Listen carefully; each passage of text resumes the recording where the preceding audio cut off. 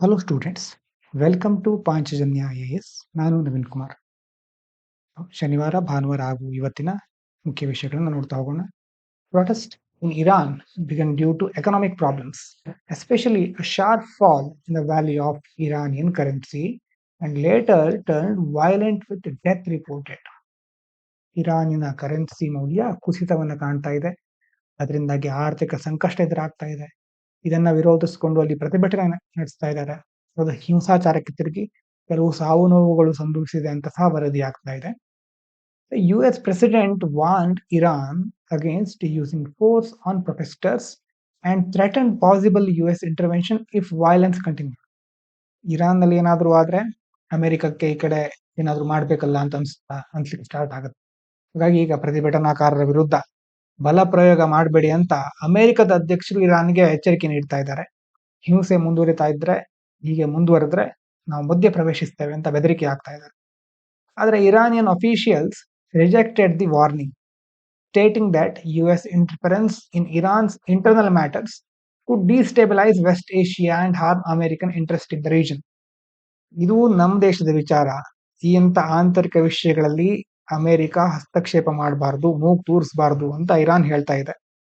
America ಈ ತರ ಮಾಡಿದ್ರೆ ಪಶ್ಚಿಮ ಏಷ್ಯಾದಲ್ಲಿ ಅಸ್ಥಿರತೆ ಉಂಟಾಗುತ್ತೆ ಅಂತ ಇರಾನ್ ಪ್ರತ್ಯುತ್ತರವನ್ನು ಕೊಡ್ತಾ ಇದೆ. ಇನ್ನು ministry of electronics and IT, MeitY ಅಂತ ಕರೀತೇವೆ, has asked social media platform X to review misuse of its AI chatbot Grok for morphing or altering women's images. ಹಲವು ದಿನಗಳಿಂದ ಇದು ಸುದ್ದಿಯಲ್ಲಿರುವಂತಹ ವಿಷಯ. ಗ್ರಾಕ್, ಇದು ಎಕ್ಸ್ ಅಥವಾ ಮೊದಲು ಟ್ವಿಟರ್ ಅಂತ ಕರಿತಾ ಇದ್ವಿ. ಆ ಚಾಟ್ ಬಾಟ್ ನಲ್ಲಿ ಎಷ್ಟೋ ಜನ ಮಹಿಳೆಯರ ಚಿತ್ರಗಳನ್ನ ಅಥವಾ ಇಮೇಜ್ ಅನ್ನ ಮಾರ್ಫ್ ಮಾಡ್ತಾ ಇದ್ದಾರೆ. ಅದನ್ನ ಈಗ ಐಟಿ ಸಚಿವಾಲಯ ಗಂಭೀರವಾಗಿ ಪರಿಗಣಿಸ್ತಾ ಇದೆ. ಇದನ್ನ ತಕ್ಷಣವೇ ಪರಿಶೀಲನೆ ಮಾಡಿ ಅಂತ ಹೇಳಿದೆ. The issue involves creating fake and obscene images, rising concerns under cyber safety, women's dignity and IT laws. ಇದರಲ್ಲಿ ಫೇಕ್ ಆಗಿರುವಂತದ್ದು ಮತ್ತೆ ಆಬ್ಸೀನ್ ಇಮೇಜ್ಗಳನ್ನ ಕ್ರಿಯೇಟ್ ಮಾಡ್ತಾ ಇದ್ದಾರೆ. ಸೈಬರ್ ಸೆಕ್ಯೂರಿಟಿ ಇರಬಹುದು, ಮತ್ತೆ ಮಹಿಳೆಯರ ಡಿಗ್ನಿಟಿಗೆ ಸಂಬಂಧಪಟ್ಟ ಹಾಗೆ, ಐಟಿ ಲಾಗಳಿಗೆ ಸಂಬಂಧಪಟ್ಟ ಹಾಗೆ ಕಾಳಜಿ ವ್ಯಕ್ತ ಆಗ್ತಾ ಇದೆ. The government is examining whether AI tools on social media need stronger safeguards and accountability, especially under India's digital governance framework. ಮತ್ತೆ ಈಗ ಸರ್ಕಾರ ವಿಚಾರ ಮಾಡ್ತಾ ಇದೆ, AI ಟೂಲ್ಗಳು ಹೇಗೆ, ಅದರ ಅಕೌಂಟಬಿಲಿಟಿನ ಹೇಗೆ ನಾವು ನೋಡ್ಕೊಳ್ಳಿಕ್ ಹೋಗೋದು, ಹೇಗೆ ಅದನ್ನ ಸೇಫ್ ಗಾರ್ಡ್ ಮಾಡೋದು, ಅಥವಾ ಪ್ರೈವೇಸಿಗೆ ಧಕ್ಕೆ ಬರ್ತಾ ಇದೆಯಾ, ಇನ್ನಷ್ಟು ರೆಗ್ಯುಲೇಷನ್ ಹೇಗೆ ತರೋದು ಅನ್ನೋದ್ರ ಬಗ್ಗೆ ನೋಡ್ತಾ ಇದೆ. ಯಾವ್ದ್ರ ಅಂಡರಲ್ಲಿ ಅಂತಂದ್ರೆ ಡಿಜಿಟಲ್ ಗವರ್ನೆನ್ಸ್ ಫ್ರೇಮ್ವರ್ಕ್ ನ ಅಂಡರಲ್ಲಿ. ಇದಾದ್ಮೇಲೆ ultra rare colour variant of leopard was recorded for the first time in Karnataka in Vijayanagara district through camera trapping. ಕರ್ನಾಟಕದ ವಿಜಯನಗರ ಜಿಲ್ಲೆಯಲ್ಲಿ ಮೊದಲನೇ ಬಾರಿಗೆ ultra rare colour, pale reddish pink sandalwood like colour ಅನ್ನ ಒಂದು ಚಿರತೆ ಕ್ಯಾಮರಾದಲ್ಲಿ ಸೆರೆ ಸಿಕ್ಕಿದೆ. ಆ ಕಲರ್ ಯಾಕಿದೆ ಹಾಗೆ ಅಂತಂದ್ರೆ, the colour is due to genetic condition, variation in pigmentation, not a new species. ಹೊಸ ಪ್ರಭೇದ ಅಲ್ಲ ಇದು, ಆದ್ರೆ ಪಿಗ್ಮೆಂಟೇಷನ್ ಅಂತ ಕರೀತೇವೆ. ವರ್ಣತಂತು, ವರ್ಣದ್ರವ್ಯ ಅಂತೆಲ್ಲ ಬರುತ್ತೆ. ಜೆನೆಟಿಕಲಿ ಸ್ವಲ್ಪ ಚೇಂಜಸ್ ಆಗಿರೋದ್ರಿಂದ ಜೀನ್ಗೆ ಸಂಬಂಧಪಟ್ಟಿರೋದು, ಹೊಸ ಪ್ರಭೇದ ಏನಲ್ಲ ಇದು. Finding highlights the rich biodiversity of Karnataka and the importance of wild life conservation and scientific monitoring using camera traps. ಈ ಒಂದು ಚಿರತೆಯ ಪತ್ತೆ ಹಚ್ಚೋದ್ರಿಂದಾಗಿ ಎಷ್ಟು ಬೇರೆ ಬೇರೆ ರೀತಿಯ ಜೀವ ವೈವಿಧ್ಯತೆ ನಮ್ಮ ರಾಜ್ಯದಲ್ಲಿ ಇದೆ ಅಂತ ಗೊತ್ತಾಗುತ್ತೆ. ಮತ್ತೆ ಯಾವ ರೀತಿ ನಾವು ಅದನ್ನ ಕನ್ಸರ್ವ್ ಮಾಡಬೇಕು ಅನ್ನೋದ್ರ ಬಗ್ಗೆ ಸಹ ನಾವು ಗಮನ ವಹಿಸಬೇಕಾದ ಅವಶ್ಯಕತೆ ಇದೆ. India has the right to defend itself against terrorism and no country can expect friendly relations while supporting terror activities. ಒಂದು ದೇಶ ಭಯೋತ್ಪಾದಕತೆಗೆ ಸಹ ಸಹಾಯ ಮಾಡ್ತಾ ಇದೆ, ಅದರ ಜೊತೆ ಭಾರತದ ಜೊತೆ ಸಹ ಸ್ನೇಹವನ್ನ ಇಟ್ಕೊಳ್ಳಿಕ್ಕೆ ಬಯಸ್ತದೆ ಅಂತಂದ್ರೆ ಎರಡೂ ಒಟ್ಟಿಗೆ ಹೋಗೋದಿಲ್ಲ. ಒಂದು, ನೀವು ಭಯೋತ್ಪಾದಕತೆಗೆ ಸಹಾಯ ಮಾಡೋದನ್ನ ಬಿಡಬೇಕು, ಇಲ್ಲ ಭಾರತ ಜೊತೆಗಿನ ಸ್ನೇಹವನ್ನ ಬಿಡಬೇಕಾಗತ್ತೆ ಅಂತ ಭಾರತ ಈಗ ಹೇಳ್ತಾ ಇದೆ. ಯಾಕಂದ್ರೆ ಭಯೋತ್ಪಾದನೆಯಿಂದ ನಮ್ಮ ದೇಶವನ್ನ ರಕ್ಷಿಸಿಕೊಳ್ಳುವ ಸಂಪೂರ್ಣ ಹಕ್ಕು, ಸ್ವಾತಂತ್ರ್ಯ ನಮಗಿದೆ. ಭಯೋತ್ಪಾದನೆ ಮತ್ತೆ ಮಾತುಕತೆ ಒಟ್ಟಿಗೆ ಸಾಗಲಿಕ್ಕೆ ಸಾಧ್ಯ ಇಲ್ಲ ಅಂತ ಭಾರತ ಹೇಳ್ತಾನೆ ಬಂದಿದೆ ಮೊದಲಿಂದ. Indus Water Treaty was signed by India as a gesture of goodwill, but goodwill cannot continue if terrorism persists. ಯಾವ ದೇಶಕ್ಕೆ ಸಂಬಂಧಪಟ್ಟಿರುವಂತ ನಿಮ್ಗೆ ಗೊತ್ತಾಗಿರ್ಬೋದು. ಹಾಗಾಗಿ 1960ರಲ್ಲಿ ಇಂಡಸ್ ವಾಟರ್ ಟ್ರೀಟಿ ಮಾಡ್ಕೊಂಡ್ವಿ. ಅದೊಂದು ಸೌಹಾರ್ದತೆಯ ಸಂಕೇತ. ಆದ್ರೆ ಆ ನೆರೆ ರಾಷ್ಟ್ರ ಸತತವಾಗಿ ಭಯೋತ್ಪಾದನೆಗೆ ಪೋಷಣೆ ಕೊಡ್ತಾ ಇದ್ರೆ, ಅದನ್ನೇ ಮುಂದುವರ್ಸ್ಕೊಂಡು ಹೋಗ್ತಾ ಇದ್ರೆ, ಈಗ ಏಕಪಕ್ಷೀಯವಾಗಿ ನಾವೊಂದೇ ಮುಂದೆ ಬಂದು ಸೌಹಾರ್ದತೆಯನ್ನ ಮುಂದುವರ್ಸ್ಲಿಕ್ಕೆ ಸಾಧ್ಯ ಆಗೋದಿಲ್ಲ. ಮತ್ತೆ ಆ ಸಿಂಧು ನದಿ ನೀರಿನ ಹಂಚಿಕೆಯನ್ನ ಮತ್ತೆ ಪರಾಮರ್ಶಿಸುವ ಹಕ್ಕು ಸಹ ಭಾರತಕ್ಕಿದೆ ಅಂತ ಹೇಳ್ತಾ ಇದೆ.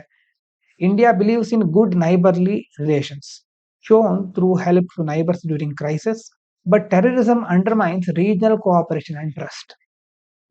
ನೆರೆಹೊರೆಯ ದೇಶಗಳಿಗೆ ಸಂಕಷ್ಟದ ಸಮಯದಲ್ಲಿ ಭಾರತ ಮೊದಲು ಧಾವಿಸುತ್ತೆ. ಈಗ ಶ್ರೀಲಂಕಾಕ್ಕೆ ಸಹ ನಾವು ಸಹಾಯ ಮಾಡಿದ್ದೀವಿ.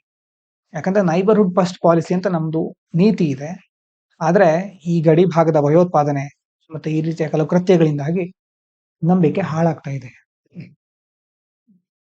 Central government has no plan to change the existing land acquisition policy. ಭೂ ಸ್ವಾಧೀನ ನೀತಿ ಇದರಲ್ಲಿ ಯಾವುದೇ ದೊಡ್ಡ ಬದಲಾವಣೆ ಮಾಡುವ ಉದ್ದೇಶ ಸರ್ಕಾರಕ್ಕಿಲ್ಲ. ಇವನ್ ದೋ land acquisition remains a major challenge for infrastructure projects. ಈಗ ದೊಡ್ಡ ದೊಡ್ಡ ಪ್ರಾಜೆಕ್ಟ್ಗಳಿಗೆ ಲ್ಯಾಂಡ್ ಅಕ್ವಿಸಿಷನ್ ಅನ್ನೋದು ತುಂಬಾ ದೊಡ್ಡ ಚಾಲೆಂಜ್, ದೊಡ್ಡ ಸವಾಲು ಅದು. ಹೊಸ ಒಂದು ಇನ್ವೆಸ್ಟ್ಮೆಂಟ್ ಮಾಡಬೇಕು ಅಂತಂದ್ರೆ ಬೇರೆ ದೇಶದ ಕಂಪನಿಗಳು ನಮ್ಮ ದೇಶದಲ್ಲಿ ಬಂದು ಹೂಡಿಕೆ ಮಾಡಬೇಕು ಅಂತಂದ್ರೆ ಅವರಿಗೆ ಮೊದಲು ಲ್ಯಾಂಡ್ ಬೇಕಾಗುತ್ತೆ, ಸರ್ಕಾರದ ಅಕ್ಸೆಪ್ಟೆನ್ಸ್ ಅಥವಾ ಲೈಸೆನ್ಸ್ ಬೇಕಾಗುತ್ತೆ. ಅದಕ್ಕೆ ಸಂಬಂಧಪಟ್ಟ ಹಾಗೆ ಆ ಒಂದು ಭೂ ಪ್ರದೇಶವನ್ನ ಒತ್ತುವಳಿ ಮಾಡ್ಕೊಳ್ಳೋದು, ಅಲ್ಲಿರೋರನ್ನ ಬೇರೆ ಕಡೆ ಸ್ಥಳಾಂತರ ಮಾಡೋದು, ಹೀಗೆ ಹಲವಾರು ಪ್ರಕ್ರಿಯೆಗಳಲ್ಲಿ ಬರುತ್ತೆ. ಹೀಗಾಗಿ ಲ್ಯಾಂಡ್ ಅಕ್ವಿಸಿಷನ್ ಅನ್ನೋದು ಬಹಳ ಇಂಪಾರ್ಟೆಂಟ್ ಆದಂತಹ ಒಂದು point. Many infrastructure delays are being resolved through Pragati, a platform for monitoring and fast tracking projects, where over 3,300 projects worth 85 lakh crore were reviewed. ಪ್ರಗತಿ ಅನ್ನುವಂಥ ಪ್ಲಾಟ್ಫಾರ್ಮ್ ಮೂಲಕ ಈಗ ಈ ಯೋಜನೆಗಳ ವಿಳಂಬ ಆಗೋದನ್ನ ತಪ್ಪಿಸ್ತಾ ಇದ್ದಾರೆ. Proactive governance and timely implementation full form ಅದ್ರದ್ದು. ಅಂತಂದ್ರೆ ಅದರಲ್ಲಿ ಏನ್ ಮಾಡ್ತಾರೆ, ಪ್ರಧಾನಮಂತ್ರಿಗಳು ರಾಜ್ಯಗಳ ಮುಖ್ಯ ಕಾರ್ಯದರ್ಶಿಗಳ ಜೊತೆ ಸಂವಹನ ನಡೆಸ್ತಾರೆ. ಸುಮಾರು 85 ಲಕ್ಷ ಕೋಟಿ ಮೌಲ್ಯದ 3,300 ಯೋಜನೆಗಳನ್ನ, ಅದಕ್ಕಿಂತ ಹೆಚ್ಚು ಯೋಜನೆಗಳನ್ನ ಈ ವೇದಿಕೆ ಮೂಲಕ ಪರಿಶೀಲಿಸಿ ಅವುಗಳಿಗಿದ್ದ ಅಡೆತಡೆಗಳನ್ನ ನಿವಾರಿಸಿದ್ದಾರೆ. Most land related issues are address through coordination between centre, state and ministries, showing that better governance and monitoring are key, not law changes. ಇಡೀ ಕಾನೂನನ್ನೇ ಬದಲು ಮಾಡ್ಲಿಕ್ಕೆ ಹೋಗೋದಲ್ಲ, ಆದ್ರೆ ಕೋಆರ್ಡಿನೇಷನ್ ಬೇಕು, ಸಹಾಯ ಬೇಕಾಗುತ್ತೆ. ಒಂದು ಮಿನಿಸ್ಟ್ರಿ ಇನ್ನೊಂದು ಮಿನಿಸ್ಟ್ರಿ, ಸೆಂಟರ್ ಮತ್ತೆ ಸ್ಟೇಟ್, ಪ್ರತಿಯೊಂದರ ನಡುವೆ ಸಮನ್ವಯತೆ ಇರಬೇಕು. ಆಗ ಮಾತ್ರ ಉತ್ತಮ ಆಡಳಿತವನ್ನು ನಡೆಸಲಿಕ್ಕೆ ಸಾಧ್ಯ. ಇನ್ನು the United States claimed it captured Venezuela's president Nicolas Maduro after military strikes and took him to the US for prosecution. America ದಾಳಿ ಮಾಡಿ ನಿಕೋಲಸ್ ಮಡುರೋ ಅವರನ್ನ ಸೆರೆ ಹಿಡಿದಿದ್ದು ನೀವು ಈಗಾಗಲೇ ಕೇಳಿರಬಹುದು, ನೋಡಿರಬಹುದು. ವಿಚಾರಣೆಗೋಸ್ಕರ ಅಮೆರಿಕ ಕರೆದುಕೊಂಡು ಹೋಗಿದ್ದಾರೆ. ಅಂತಾರಾಷ್ಟ್ರೀಯ ರಾಜತಾಂತ್ರಿಕ ಇತಿಹಾಸ ಅಂತಂದ್ರೆ ಡಿಪ್ಲೊಮ್ಯಾಟಿಕ್ ಹಿಸ್ಟ್ರಿಯಲ್ಲಿ ರೇರ್ ಸಿಚುವೇಶನ್ ಅಥವಾ ಒಂದು ಕಾಂಟ್ರವರ್ಷಿಯಲ್ ಡೆವಲಪ್ಮೆಂಟ್ ಅಂತ ಹೇಳ್ಬಹುದು. The US stated it would temporarily run Venezuela and use its vast oil reserves, highlighting strategic and economic interest. ಅಲ್ಲಿನ ನಿಕೋಲಸ್ ಮಡುರೋ ಅವರನ್ನ ತನ್ನ ಸುಪರ್ದಿಗೆ ತೆಗೆದುಕೊಂಡ ಮೇಲೆ ತಾವೇ ಹೋಗಲ್ಲಿ ಆಡಳಿತ ನಡೆಸ್ತೇವೆ, ಅಲ್ಲಿನ ತೈಲ ನಿಕ್ಷೇಪಗಳನ್ನ ಬಳಸ್ಕೊಳ್ತೇವೆ, ಅಲ್ಲಿನ ಆರ್ಥಿಕ ಸ್ಥಿರತೆಯನ್ನ ಮತ್ತೆ ಮರುಸ್ಥಾಪಿಸ್ತೇವೆ ಅಂತೆಲ್ಲ ಅಮೆರಿಕ ಹೇಳ್ತಾ ಇದೆ. ಹಾಗಾಗಿ action raises serious concerns about sovereignty, international law and foreign military intervention relevant to global politics and international relations. ಕೇವಲ ಒಂದು ದೇಶಕ್ಕೆ ಸಂಬಂಧಪಟ್ಟಿರೋದಲ್ಲ, ಹಲವಾರು ದೇಶಗಳು ಇದನ್ನ ಖಂಡಿಸ್ತಾ ಇವೆ. ಒಂದು ಸ್ವತಂತ್ರ ರಾಷ್ಟ್ರದ ಮುಖ್ಯಸ್ಥನನ್ನ ಈ ರೀತಿ ಒಂದು ವಿದೇಶಿ ಸೇನೆ ಬಂದು ಸಾವರಾನಿಟಿ ಇರುವಂತಹ ಒಂದು ದೇಶಕ್ಕೆ ಬಂದು ಅಂತಾರಾಷ್ಟ್ರೀಯ ಕಾನೂನುಗಳನ್ನ ಉಲ್ಲಂಘನೆ ಮಾಡಿ ಈ ರೀತಿ ಕರ್ಕೊಂಡು ಹೋಗೋ ತಪ್ಪು ಅಂತ ಹಲವಾರು ರಾಷ್ಟ್ರಗಳು ಹೇಳ್ತಾ ಇವೆ, ಕಳವಳನ್ನು ವ್ಯಕ್ತಪಡಿಸ್ತಾ ಇವೆ. ಮತ್ತೆ ಈ ಹಸ್ತಕ್ಷೇಪದಿಂದಾಗಿ ಜಾಗತಿಕ ರಾಜಕೀಯದಲ್ಲಿ, ಗ್ಲೋಬಲ್ ಪಾಲಿಟಿಕ್ಸ್ ನಲ್ಲಿ ಅಪಾಯಕಾರಿಯಾದಂತಹ ಒಂದು ನಿದರ್ಶನ ಸೃಷ್ಟಿಯಾಗಬಹುದು. ಈ ರೀತಿ ಸಹ ಮಾಡಬಹುದು ಅಂತ ಬೇರೆ ರಾಷ್ಟ್ರಗಳು ಕಲಿಬಹುದಲ್ವಾ, ಅಮೆರಿಕನೇ ಈ ರೀತಿ ಮಾಡಿದ್ಮೇಲೆ ನಾವು ಮಾಡ್ಬೋದಲ್ವಾ ಅಂತ ಸಣ್ಣ ಪುಟ್ಟ ರಾಷ್ಟ್ರಗಳು ಆ ರೀತಿಯ ದಾರಿಯನ್ನೇ ಹಿಡಿಬಹುದು ಅಂತ ಅಪಾಯಕಾರಿ ಸಂದರ್ಭ ಸೃಷ್ಟಿಯಾಗೋ ಸಾಧ್ಯತೆ ಸಹ ಇದೆ. ಇನ್ನು global shortage of memory chips, RAM and SSDs started increasing prices in Indian PC markets, especially for build your own computers. ಜಾಗತಿಕ ಮಾರುಕಟ್ಟೆಯಲ್ಲಿ ಮೆಮೊರಿ ಚಿಪ್, ರ್ಯಾಮ್ ಇರಬಹುದು, SSD ಅಂತ ಕರಿತೇವೆ. ಅದರ ಪೂರೈಕೆಯಲ್ಲಿ ಭಾರಿ ವ್ಯತ್ಯಯ ಉಂಟಾಗ್ತಾ ಇದೆ. ಇದರ ಪರಿಣಾಮವಾಗಿ ಭಾರತದ ಮಾರುಕಟ್ಟೆ ಕಂಪ್ಯೂಟರ್, PC ಅಂತ ಕರಿತೇವೆ, ಪರ್ಸನಲ್ ಕಂಪ್ಯೂಟರ್, ಇಂತಹ ಅಂದ್ರೆ ನಾವೇ ಇಲ್ಲಿ ನಮ್ಮ ದೇಶದಲ್ಲಿ ಅಸೆಂಬಲ್ ಅಂತ ಮಾಡ್ತಾರೆ. ಬಿಲ್ಡ್ ಯುವರ್ ಓನ್ ಕಂಪ್ಯೂಟರ್ಸ್ ಅಂತ ಇರುತ್ತೆ. ಬಿಡಿ ಭಾಗಗಳನ್ನ ಯೂಸ್ ಮಾಡಿಕೊಂಡು ಇಲ್ಲೇ ಬಿಲ್ಡ್ ಮಾಡೋರು ಇರ್ತಾರೆ. ಅವರಿಗೆ ಆ ಬೆಲೆ ಏರಿಕೆ ಬಿಸಿ ತಡ್ತಾ ಇದೆ. The shortage is due to supply constraint and dominance of few global firms. ಯಾಕೆ ಹೀಗಾಗ್ತಾ ಇದೆ? ಸಪ್ಲೈ ಕನ್ಸ್ಟ್ರೆಂಟ್, ಉತ್ಪಾದನಾ ಹಂತದಲ್ಲಿರೋ ಅಡೆತಡೆಗಳು ಮತ್ತೆ ಕೆಲವು ಕಂಪನಿಗಳು ಇದೆ ಈ ಚಿಪ್ಸ್ ಗಳನ್ನ ನಿರ್ಮಾಣ ಮಾಡೋದು, leading to higher cost for electronics manufacturing. ಹೀಗಾಗಿ ಈ ಒಂದು ಸೆಕ್ಟರ್ ನಲ್ಲಿ ಹೆಚ್ಚಿನ ಒಂದು ಕಾಸ್ಟ್, ಬೆಲೆ ಏರಿಕೆನ ನೋಡಬಹುದು. The shortage continues, prices of consumer electronics like PCs, laptops and smartphones may rise, affecting inflation and the electronic sector in India. ಇದೇ ತರ ಮುಂದುವರಿತಾ ಇದ್ರೆ ಮುಂದಿನ ದಿನಗಳಲ್ಲಿ PC, ಲ್ಯಾಪ್ಟಾಪ್, ಸ್ಮಾರ್ಟ್ ಫೋನ್ಗಳ ಬೆಲೆ ಜಾಸ್ತಿ ಆಗಬಹುದು, ಇನ್ಫ್ಲೇಷನ್ ಮತ್ತೆ ಎಲೆಕ್ಟ್ರಾನಿಕ್ ಸೆಕ್ಟರ್ ನಲ್ಲಿ ಈ ಬೆಲೆ ಏರಿಕೆ ಜಾಸ್ತಿ ಕಂಡು ಬರಬಹುದು ಅಂತ ಹೇಳ್ತಾ ಇದ್ದಾರೆ. ಇನ್ನು planting trees does not always cool cities. ನಗರಗಳನ್ನ ತಂಪಾಗಿಡ್ಲಿಕ್ಕೆ ಗಿಡ ಮರಗಳನ್ನ ಬೆಳೆಸಬೇಕು ಅಂತ ನಾವು ಕೇಳ್ತೇವೆ. ಆದ್ರೆ ಗಿಡ ಮರಗಳನ್ನ ಬೆಳೆಸಿದ ಮಾತ್ರಕ್ಕೆ ಅದರಿಂದ ನಗರ ಪ್ರದೇಶಗಳು ತಂಪಾಗ್ಬಿಡುತ್ತೆ ಅಂತ ಹೇಳಲಿಕ್ಕೆ ಆಗೋದಿಲ್ಲ. While vegetation cools most cities in dry or low rainfall areas, trees can actually increase local temperature. ಒಣ ಹವೆ, ಕಡಿಮೆ ಮಳೆ ಬೀಳೋ ಪ್ರದೇಶದಲ್ಲಿ ಮರಗಳನ್ನ ನೆಡೋದ್ರಿಂದ, ಗಿಡಗಳನ್ನ ನೆಡೋದ್ರಿಂದ ಸ್ಥಳೀಯ ತಾಪಮಾನ ಕಡಿಮೆ ಆಗೋ ಬದಲು ಹೆಚ್ಚಾಗಬಹುದು. ಯಾಕಂದ್ರೆ ಆ ಹವಾಮಾನಕ್ಕೆ ಹೊಂದಿಕೆಯಾಗದಂತಹ ಗ್ರೀನರಿ, ಹಸಿರೀಕರಣದಿಂದಾಗಿ ನಗರದ ಶಾಖ ಮತ್ತಷ್ಟು ಹೆಚ್ಚಾಗಬಹುದು. ಯಾಕೆ ಹೀಗಾಗುತ್ತೆ ಅಂತ ನೋಡಿದ್ರೆ, cooling by trees happens mainly through evapotranspiration, ಬಾಷ್ಪ ವಿಸರ್ಜನೆ ಅಂತ ಕರೀತೇವೆ. ಈಗ ಮರಗಳು ಅಥವಾ ಗಿಡ ಮರಗಳಿಂದ ನಗರ ಹೇಗೆ ತಂಪಾಗುತ್ತೆ? ಬಾಷ್ಪ ವಿಸರ್ಜನೆ ಅಂತಂದ್ರೆ ಎಲೆಗಳಿಂದ ನೀರು ಆವಿಯಾಗುವಂತಹ ಪ್ರಕ್ರಿಯೆ. ಆದ್ರೆ ಈ ಶುಷ್ಕ ಪ್ರದೇಶಗಳಲ್ಲಿ, ಡ್ರೈ ರೀಜನ್ ನಲ್ಲಿ ನೀರಿನ ಲಭ್ಯತೆ ಕಡಿಮೆ ಇರುತ್ತೆ. ಹಾಗಾಗಿ ಬಹಳ ಈ ಒಂದು ಬಾಷ್ಪ ವಿಸರ್ಜನೆ ಅನ್ನುವಂತ ಒಂದು ಕ್ರಿಯೆ ಬಹಳ ನಿಧಾನವಾಗಿರುತ್ತೆ. ಆ ಸಂದರ್ಭದಲ್ಲಿ ಮರಗಳು ಶಾಖವನ್ನು ಹೀರ್ಕೊಳ್ತಾ ಇರುತ್ತೆ ಹೊರತು ಬಾಷ್ಪ ವಿಸರ್ಜನೆಯನ್ನ ಜಾಸ್ತಿ ನಡೆಸೋದಿಲ್ಲ. ವಾತಾವರಣವನ್ನೇ ತಂಪು ಮಾಡುವಷ್ಟು ಬಾಷ್ಪ ವಿಸರ್ಜನೆ ನಡೆಸೋದಿಲ್ಲ. Dry regions, this process is weak due to lack of water. Study highlights that urban heat solutions must be region specific, and misguided greening without considering climate can worsen urban planning.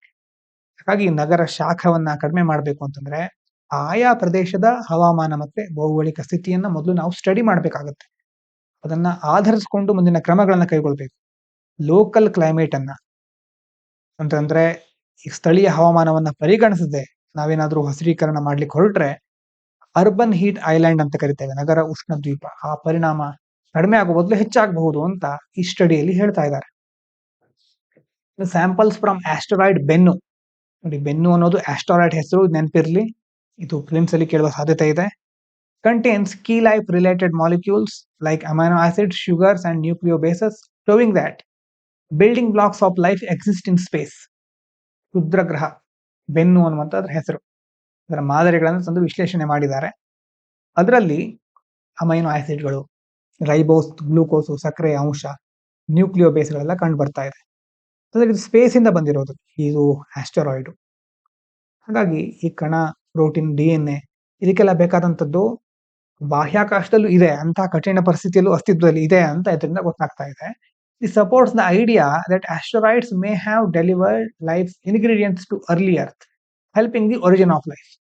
ಅಂದ್ರೆ ಕೋಟ್ಯಾಂತರ ವರ್ಷಗಳ ಹಿಂದೆ ಭೂಮಿ ಇನ್ನೇನು ಹುಟ್ಟುತ್ತಾ ಇರಬೇಕಾದ್ರೆ ಆರಂಭಿಕ ಹಂತದಲ್ಲಿ ಇಂಥ ಕ್ಷುದ್ರ ಗ್ರಹಗಳು ಭೂಮಿಗೆ ಬಂದು ಅಪ್ಪಳಿಸಿದಾಗ ಆ ಜೀವದ ಕಣಗಳು ಭೂಮಿಗೆ ವರ್ಗಾವಣೆ ಆಗಿರಬಹುದು.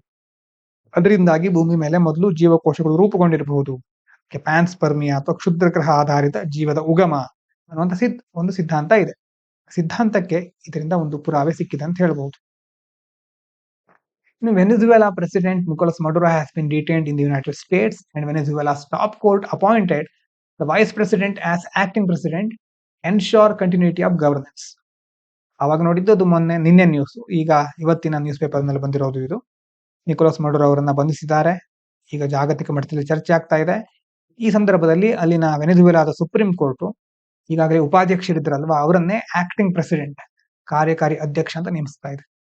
The episode raises serious issues of sovereignty, regime change, international law, as the action was taken without approval of Venezuela's legislature. ಅಂದ್ರೆ ಅನುಮತಿ ಇಲ್ಲದೆ, ಅಲ್ಲಿನ ಶಾಸಕಾಂಗದ ಅನುಮತಿ ಇಲ್ಲದೆ ಚುನಾಯಿತ ಅಧ್ಯಕ್ಷರ ವಿರುದ್ಧ ವಿದೇಶಿ ದೇಶ ಬಂದು, ಬೇರೆ ಒಂದು ದೇಶ ಬಂದು ಕ್ರಮ ಕೈಗೊಂಡಿರೋದು ಅಂತಾರಾಷ್ಟ್ರೀಯ ಕಾನೂನಿನ ಅಡಿಯಲ್ಲಿ ಒಂದು ಪ್ರಶ್ನೆಯನ್ನು ಹುಟ್ಟಾಕ್ತಾ ಇದೆ. ರೆಜಿಮ್ ಚೇಂಜ್ ಇರಬಹುದು, ಮತ್ತೆ ಸಾರ್ವಭೌಮತ್ವ ಇರಬಹುದು, ಸಂಬಂಧಪಟ್ಟ ಹಾಗೆ ವಿದೇಶಿ ಹಸ್ತಕ್ಷೇಪದ ಬಗ್ಗೆ ಕಳವಳ ಎದುರಾಗ್ತಾ ಇದೆ. India expressed concern for the well being of Venezuelans, called for dialogue and peaceful resolution, reflecting India's balanced foreign policy approach. ಯಾವತ್ತೂ ಹಾಗೆ ಬ್ಯಾಲೆನ್ಸ್ಡ್ ಫಾರಿನ್ ಪಾಲಿಸಿ ನಮ್ದು, ಸಮತೋಲನ ಕಾಪಾಡ್ಕೊಳ್ಳಿಕ್ ನೋಡ್ತಾ ಇರ್ತೇವೆ. ಬಿಕ್ಕಟ್ಟಿನ ಕುರಿತಾಗಿ ಭಾರತ ಏನ್ ಹೇಳ್ತಾ ಇದೆ ಅಂತಂದ್ರೆ, ಜನರ ಯೋಗಕ್ಷೇಮ ಕುರಿತ ಕಾಳಜಿ ವ್ಯಕ್ತಪಡಿಸ್ತಾ ಇದೆ. ಹಿಂಸೆ ಬದಲಾಗಿ ಶಾಂತಿಯುತ ಸಂವಾದ ನಡೆಸಬೇಕು, ಪೀಸ್ಫುಲ್ ಡೈಲಾಗ್ ಇರಲಿ ಅನ್ನೋದು ಭಾರತದ ಒಂದು ಪಾಯಿಂಟ್. ಮಾತುಕತೆ ಮೂಲಕ ಪರಿಹಾರ ಕಂಡುಕೊಳ್ಬೇಕು ಅನ್ನೋದ ಕರೆಯನ್ನ ಸಹ ಭಾರತ ನೀಡ್ತಾ ಇದೆ. ಹಾಗಾಗಿ ಯಾವಾಗ್ಲೂ ನಾವು ಹಾಗೆ ಒಂದು ಬಣದ ಪರವಾಗಿ ನಿಲ್ಲದೆ ಶಾಂತಿ ಸ್ಥಿರತೆಗೆ ಆದ್ಯತೆ ಕೊಡುವಂತಹ ನಮ್ಮ ವಿಶಿಷ್ಟ ವಿದೇಶಾಂಗ ನೀತಿಯನ್ನ ಪ್ರತಿಬಿಂಬಿಸ್ತಾನೆ ಬಂದಿದ್ದೇವೆ.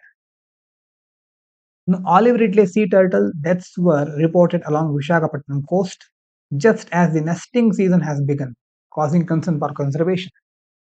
ನೆಸ್ಟಿಂಗ್ ಸೀಸನ್, ಮೊಟ್ಟೆ ಇಡುವ ಅವಧಿ. ಆಲಿವ್ ರಿಡ್ಲೆ ಆಮೆಗಳು ಬಹಳ ಇಂಪಾರ್ಟೆಂಟ್ ಆದ ಸ್ಪೀಶೀಸ್ಗಳು. ಫಿಲಿಮ್ಸ್ ಅಲ್ಲಿ ಕೇಳ್ತಾರೆ, ಅದ್ರ ಬಗ್ಗೆ ಯಾವ ಸ್ಟೇಟಸ್ ಪ್ರತಿಯೊಂದು ಸಹ ಡೀಟೇಲ್ ಆಗಿ ನೋಡ್ಕೋಬೇಕಾಗತ್ತೆ. ವಿಶಾಖಪಟ್ಟಣಂ ಕರಾವಳಿ ಉದ್ದಕ್ಕೂ ಸಹ ಈ ಆಮೆಗಳು ಸಾವನ್ನಪ್ತಾ ಇವೆ. The deaths are likely due to drowning after getting trapped in fishing nets. ಏನಿರಬಹುದು ಸಾವಿಗೆ ಪ್ರಮುಖ ಕಾರಣ ಅಂತಂದ್ರೆ, ಮೀನುಗಾರಿಕೆ ಬಲೆಗಳಿಗೆ, ಫಿಶಿಂಗ್ ನೆಟ್ಸ್ ಗಳಿಗೆ ಸಿಲುಕಿ ಆಮೆಗಳು ಸಾವನ್ನಪ್ತಾ ಇವೆ. Highlighting issues of illegal fishing and weak enforcement. ಮೀನುಗಾರಿಕೆಗೆ ಸಂಬಂಧಪಟ್ಟ ಹಾಗೆ ಸರಿಯಾದ ಸುರಕ್ಷಿತ ಸಾಧನಗಳನ್ನ ಬಳಸ್ತಾ ಇಲ್ಲ, ಇಲ್ಲಿಗಲ್ ಆಗಿ ಫಿಶಿಂಗ್ ಮಾಡ್ತಾ ಇದ್ದಾರೆ. ಆಮೇಲೆ ಕರಾವಳಿಯಲ್ಲಿ ಆ ಕಾನೂನನ್ನ ಸರಿಯಾಗಿ ಜಾರಿಗೊಳಿಸ್ತಾ ಇಲ್ಲ. ಹೀಗಾಗಿ ಈ ಒಂದು ಆಲಿವ್ ರಿಡ್ಲೆ ಟರ್ಟಲ್ಗಳು ಸಾವನ್ನಪ್ತಾ ಇವೆ ಅಂತ ಹೇಳ್ತಿದ್ದಾರೆ. Olive ridley turtles are listed as vulnerable by the IUCN. IUCN list ಅಲ್ಲಿ ಇದು ವಲ್ನರೇಬಲ್ ಇದೆ. And the Andhra Pradesh coast the critical nesting habitat requiring strict protection during the nesting season. Andhra ಪ್ರದೇಶದ ಕೋಸ್ಟ್ ಇರಬಹುದು, ಕ್ರಿಟಿಕಲ್ ನೆಸ್ಟಿಂಗ್ ಹ್ಯಾಬಿಟ್ಯಾಟ್. ಇದರ ಜೊತೆ ಇನ್ನೊಂದು ವನ್ಯಜೀವಿ ಕಾಯ್ದೆ ಅಡಿಯಲ್ಲಿ 1972 ಅಡಿಯಲ್ಲಿ ಪರಿಶಿಷ್ಟ 1 ಶೆಡ್ಯೂಲ್ 1 ಅಲ್ಲಿ ಇರಿಸಿದ್ದಾರೆ, ಹೆಚ್ಚಿನ ರಕ್ಷಣೆ ಕೊಟ್ಟಿದ್ದಾರೆ. ಇನ್ನೊಂದು ಬಹಳ ಇಂಪಾರ್ಟೆಂಟ್ ಆದ ಟರ್ಮು ಅರಿಬಾಡ ಅಂತ. ಸಾವಿರಾರು ಆಮೆಗಳು ಒಂದೇ ಕಡೆ ಗುಂಪುಗೂಡಿ ಮೊಟ್ಟೆ ಇಡುವ ಪ್ರಕ್ರಿಯೆ ಇದು. ಒಡಿಶಾದ ಗಹಿರ್ಮಾತಾ ಕರಾವಳಿ ಬಹಳ ಫೇಮಸ್. ಇದಕ್ಕೆ ನೆನ್ಪಿಟ್ಕೊಳ್ಳಿ, ಬಹಳ ಇಂಪಾರ್ಟೆಂಟ್ ಆದಂತ ವಿಷಯ ಇದು. ಇನ್ನು India losses about 0.4% of its GDP every year due to natural disasters. ಬರೀ ನೈಸರ್ಗಿಕ ವಿಕೋಪಗಳಿಂದಾಗಿನೇ ಭಾರತ ಒಟ್ಟು GDPಯಲ್ಲಿ 0.4% ನಷ್ಟವನ್ನು ಅನುಭವಿಸ್ತಾ ಇದೆ. Showing the high economic cost of floods, cyclones, droughts and earthquake. ಪ್ರವಾಹ, ಚಂಡಮಾರುತ, ಬರಗಾಲ, ಭೂಕಂಪ, ಹೀಗೆ ಕೇವಲ ಇದರಿಂದ ಜೀವಹಾನಿ ಮಾತ್ರ ಆಗ್ತಾ ಇಲ್ಲ, ಕೃಷಿ, ಮೂಲಸೌಕರ್ಯ ಇರಬಹುದು, ಕೈಗಾರಿಕಾ ವಲಯ, ಎಲ್ಲದರ ಮೇಲೆ ಇದು ಆರ್ಥಿಕ ಹೊರೆಯನ್ನು ಹೆಚ್ಚಿಸ್ತಾ ಇದೆ. Frequency and intensity of disasters in Asia are increasing, mainly due to climate change, rapid urbanisation, high population exposure. ಯಾಕೆ ಆಗ್ತಾ ಇದೆ ವಿಕೋಪಗಳು ಹೆಚ್ಚಲಿಕ್ಕೆ? ಏನು ಕಾರಣ ಗೊತ್ತಿದೆ. ಹವಾಮಾನ ಬದಲಾವಣೆ, ಜಾಗತಿಕ ತಾಪಮಾನ ಏರ್ತಾ ಇದೆ, ಮಳೆ ಸರಿಯಾದ ಸಮಯಕ್ಕೆ ಬರ್ತಾ ಇಲ್ಲ, ಚಂಡಮಾರುತಗಳು ಪದೇ ಪದೇ ಬರ್ತಾ ಇವೆ. ಮತ್ತೆ ನಗರೀಕರಣ, ಅರ್ಬನೈಸೇಷನ್ ಮಾಡಬೇಕಾದ್ರೆ ನಾವು ಸೈಂಟಿಫಿಕ್ ಆದಂತಹ ಪ್ಲಾನಿಂಗ್ ಅನ್ನ ಮಾಡೋದಿಲ್ಲ, ಕೆರೆಗಳನ್ನ ಒತ್ತುವರಿ ಮಾಡ್ಕೊಂಡಿರ್ತೇವೆ, ಸರಿಯಾದ ಪ್ಲಾನಿಂಗ್ ಮಾಡಿರೋದಿಲ್ಲ. ನಗರದ ಪ್ರವಾಹ, ಅರ್ಬನ್ ಫ್ಲಡ್ಗಳು ಹೆಚ್ಚಾಗ್ತಾ ಇವೆ. ಇನ್ನು ಅಪಾಯಕಾರಿ ವಲಯಗಳಲ್ಲಿ, ಗಡಿ ಕರಾವಳಿ ಪ್ರದೇಶಗಳಲ್ಲಿ ಸಹ ಜನರು ಜಾಸ್ತಿ ಬಂದು ವಾಸಿಸ್ತಾ ಇದ್ದಾರೆ. ವಾಸಸ್ಥಾನಗಳ ಹೆಚ್ಚಳವನ್ನು ನೋಡಬಹುದು. ಇದಾದ್ಮೇಲೆ rising losses have made disaster risk financing, insurance ಇರಬಹುದು, preparedness, resilient infrastructure key policy priority for sustainable development. ಇಷ್ಟೆಲ್ಲ ಆಗ್ತಾ ಇರ್ಬೇಕಾದ್ರೆ ನಾವು ಇದಕ್ಕೆ ಹಣವನ್ನು ಖರ್ಚು ಮಾಡಲೇಬೇಕಾಗತ್ತೆ. ಹೆಚ್ಚುತ್ತಿರುವ ನಷ್ಟವನ್ನು ತಡೆಯಲಿಕ್ಕೆ ಸರ್ಕಾರ ವಿಪತ್ತು ಅಪಾಯ ಹಣಕಾಸು ವ್ಯವಸ್ಥೆಗೆ ಹೆಚ್ಚಿನ ಆದ್ಯತೆಯನ್ನು ಕೊಡ್ತಾ ಇದೆ. ಪರಿಹಾರ ನೀಡೋದು ಮಾತ್ರ ಅಲ್ಲ, ಇನ್ಶೂರೆನ್ಸ್ ಇರಬಹುದು, ರೈತರಿಗೆ, ಉದ್ಯಮಿಗಳಿಗೆ ವಿಕೋಪದಿಂದ ಅದರಿಂದ ಆಗ್ತಕ್ಕಂಥ ನಷ್ಟದಿಂದ ರಕ್ಷಣೆ ಕೊಡೋದು. ರೆಸಿಲಿಯಂಟ್ ಅಂತಂದ್ರೆ ಸ್ಥಿತಿಸ್ಥಾಪಕತ್ವ. ಮುಂದೆ ಏನಾದ್ರೂ ವಿಕೋಪಗಳಾದ್ರೆ ಅದನ್ನು ತಡ್ಕೊಳ್ಳುವಂತ ರಸ್ತೆ, ಸೇತುವೆ, ಕಟ್ಟಡಗಳನ್ನ ನಿರ್ಮಾಣ ಮಾಡೋದು. ಮುನ್ನೆಚ್ಚರಿಕೆ ವ್ಯವಸ್ಥೆಗೆ ಸಂಬಂಧಪಟ್ಟ ಹಾಗೆ ತಂತ್ರಜ್ಞಾನ ಬಳಸಿ ಜನರನ್ನ ಮೊದಲೇ ಸುರಕ್ಷಿತ ಸ್ಥಳಗಳಿಗೆ ಸ್ಥಳಾಂತರಿಸೋದು. ಇದೆಲ್ಲ ಇದರಲ್ಲಿ ಬರುತ್ತೆ. ಇನ್ನು Venezuela crisis is unlikely to affect India's energy security. ವೆನೆಜುವೆಲಾದಲ್ಲಿ ಆ ಥರ ಬಿಕ್ಕಟ್ಟಾಗಿರೋದು ಭಾರತದ ಇಂಧನ ಭದ್ರತೆಗೆ ಯಾವುದೇ ಗಂಭೀರ ಪ್ರಮಾಣದ ಅಪಾಯ ಉಂಟು ಮಾಡೋ ಸಾಧ್ಯತೆ ಇಲ್ಲ.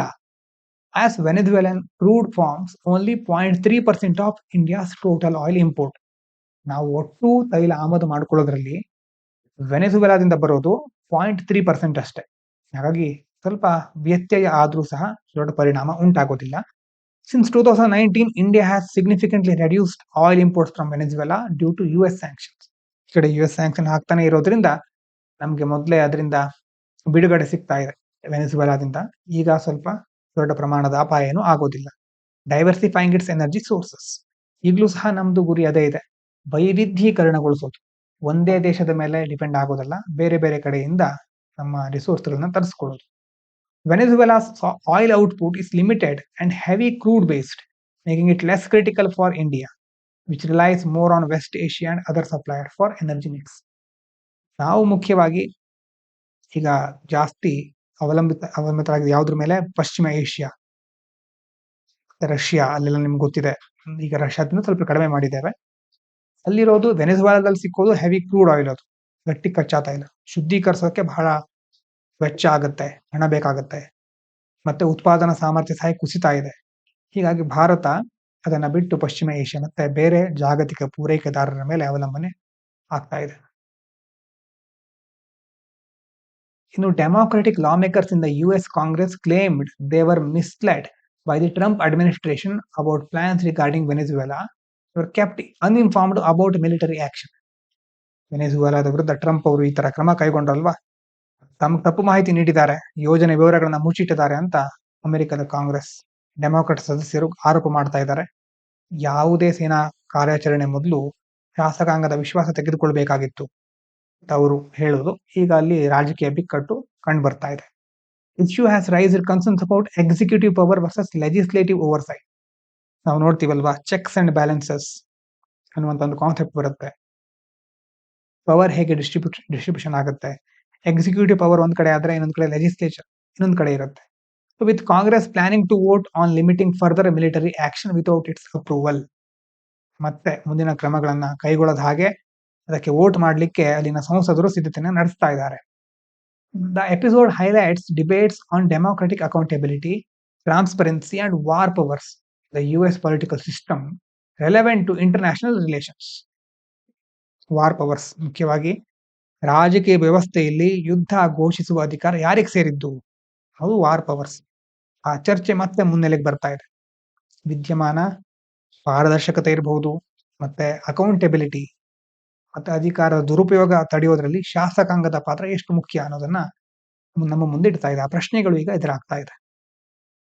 ಇನ್ನು China asked the United States to immediately release Venezuela's president Nicolas Maduro and his wife, calling their detention a violation of international law and sovereignty. ಇನ್ನು ಚೀನಾ ಸಹ ಇದಕ್ಕೆ ಏನಾದರೂ ಪ್ರತಿಕ್ರಿಯೆ ಕೊಡದೆ ಇದ್ರೆ ಆಗೋದಿಲ್ಲ. ಹಾಗಾಗಿ ತಕ್ಷಣ ಅದು ಏನ್ ಹೇಳ್ತಾ ಇದೆ, ಮಡುರೋ ಮತ್ತೆ ಅವರ ಪತ್ನಿಯನ್ನ ಬಿಡುಗಡೆ ಮಾಡಬೇಕು, ಅಂತಾರಾಷ್ಟ್ರೀಯ ಕಾನೂನು ಮತ್ತೆ ಸಾರ್ವಭೌಮತ್ವದ ಉಲ್ಲಂಘನೆ ಇದು, ತಕ್ಷಣ ಬಿಡುಗಡೆ ಮಾಡಿ ಅಂತ ಚೀನಾ ಹೇಳ್ತಾ ಇದೆ. China said the crisis should be resolved through dialogue and negotiation, not force. Opposed regime change by external powers. ಆಂತರಿಕ ಬಿಕ್ಕಟ್ಟನ್ನ ಸಂವಾದ ಮತ್ತೆ ಮಾತುಕತೆ ಮೂಲಕ ಬಗೆಹರಿಸ್ಕೊಳ್ಬೇಕು. ಹೊರಗಿನ ದೇಶಗಳು ಬಂದು ಬಲ ಪ್ರಯೋಗ ಮಾಡಬಾರದು, ಅಲ್ಲಿನ ಆಡಳಿತವನ್ನ ಬದಲಾವಣೆ ಮಾಡೋದು ತಪ್ಪು. ಚೀನಾ ಅದನ್ನ ವಿರೋಧಿಸ್ತಾ ಇದೆ. Countries like Russia, Iran and some European Union members also expressed concern, highlighting growing global divisions over US intervention in Venezuela. ಇನ್ನು ಬೇರೆ ಬೇರೆ ರಷ್ಯಾ, ಇರಾನು, ಯಾರ್ಯಾರಿಗೆ US ಅಂದ್ರೆ ಆಗೋದಿಲ್ವೋ ಅವರೆಲ್ಲ ಈಗ ಕನ್ಸರ್ನ್, ಕಳವಳ ವ್ಯಕ್ತಪಡಿಸ್ತಾ ಇದ್ದಾರೆ. ಚೀನಾ, ರಷ್ಯಾ, ಇರಾನ್ ಟೀಕಿಸ್ತಾ ಇವೆ. ಯುರೋಪಿಯನ್ ಯೂನಿಯನ್ ಸದಸ್ಯ ರಾಷ್ಟ್ರಗಳು ಸಹ ಮಿಲಿಟರಿ ಹಸ್ತಕ್ಷೇಪ ಮಾಡಿರೋದ್ರ ಬಗ್ಗೆ ಆತಂಕವನ್ನು ವ್ಯಕ್ತಪಡಿಸ್ತಾ ಇವೆ. ಇವಿಷ್ಟು ಪ್ರಮುಖವಾದ ವಿಚಾರಗಳು. ಎಲ್ಲರಿಗೂ ಧನ್ಯವಾದಗಳು. ಇದು ಪಾಂಚಜನ್ಯ IAS.